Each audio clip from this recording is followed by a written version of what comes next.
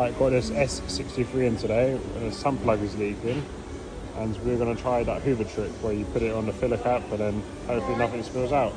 Right, so we've connected the Hoover up, taped it up so there's a nice vacuum, and yeah, we'll see if that works.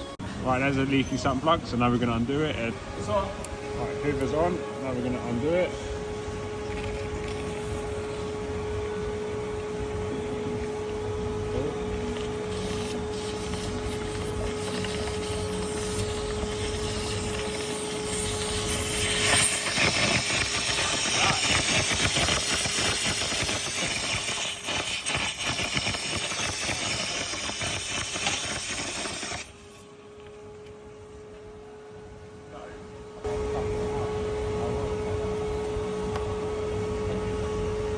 Right, it seems that trick worked.